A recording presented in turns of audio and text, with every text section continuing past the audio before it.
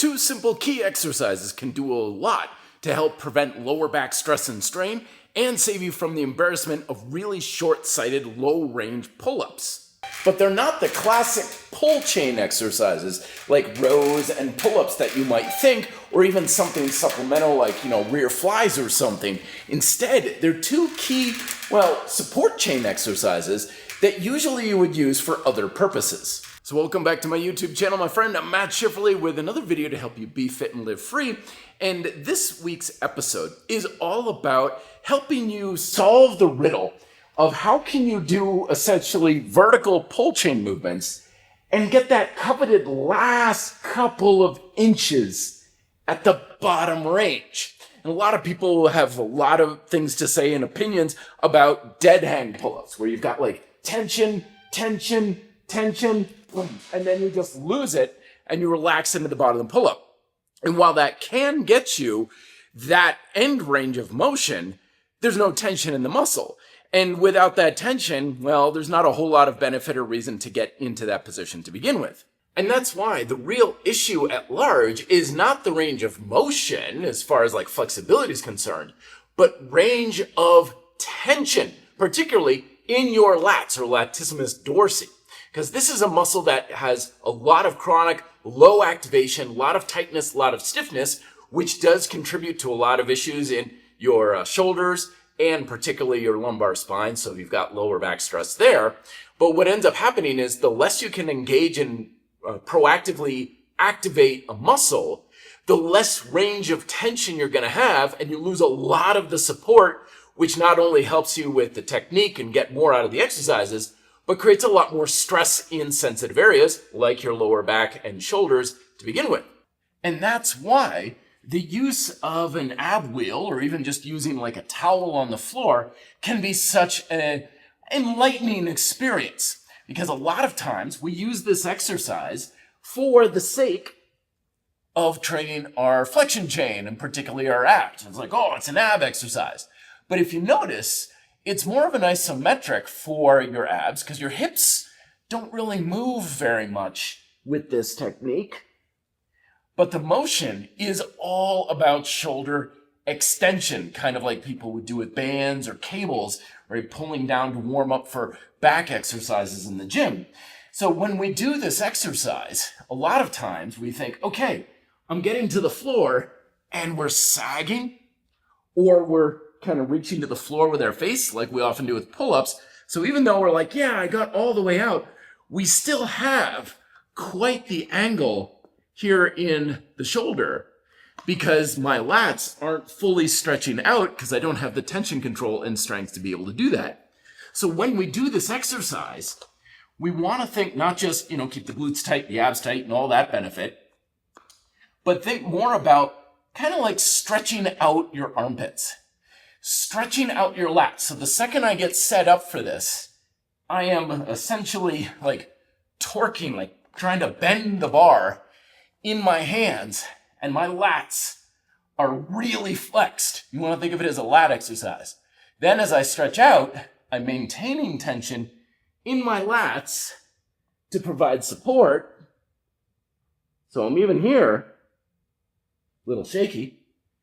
And I'm holding myself up and using my lats through a big range of motion. So I have range of tension. And that is a good way to practice and learn how to have a full shoulder flexion with supportive lat tension that then carries over to the vertical pulling motion. So I don't need to dead hang. And increasing the strength or the range of tension in your lats goes a long way at helping to protect your lower back, because if you look at where these muscles lead into, not only are they attached, of course, to your humerus, which is why they control your shoulders to a large degree, but they also just fan out across your lower back. They even have some sorts of attachment points into your pelvis. So you've got a lot of real estate that these latissimus dorsi cover in your lower back. So it could even be said that the lats are a, quote, lower back muscle. And effectively strengthening your lower back requires a lot more than just your lats. And that's because you've got a lot of muscles that run through your lower back, particularly a lot of the ones that run up and down your spine, your rectus spinae, your iliocostalis. You actually don't really have lower back muscles per se. Most of the muscles cross or run through your lower back, except of course you've got your quadratus lumborum, which is really not a very big muscle, and if you've got a lot of weakness and stress in your lower back, you're never going to get that small of a muscle strong enough to overcompensate or overcome the inherent weaknesses you have, because it's the other muscles, both above and below your lower back, that are often contributing to that weakness or strain. And that's why the second exercise in our series is the coveted side plank. This is also a big part of my upcoming new program, Beautiful Strength. And the side plank makes use of all of those muscles that run up and down our spine, and the lats, and a lot of the lateral muscles in our hips, so that we learn how to effectively transfer force through our lumbar area and our lower back, so that way it doesn't pool up and create stress. But the devil is in the details. We can't do it like any old side plank we'd usually do in like gym class. And that's because if we do our side planks and we're all twisting, the shoulders forward, the hips are back, it's gonna miss the majority of those muscles anyway. So in order to do this, we wanna make sure we're extending our spine, pushing the chest forward, while also extending our hips forward as well. Now I've got the feeling in my lats and my hips, and even in the sides of my legs, and in those muscles in the quote lower back, like my QL and the muscles along my spine. You can hold for time, you can stretch out, add resistance, and you can of course even just add some movement up and down, putting your feet up on an elevated surface to increase your range of motion, therefore your range of tension.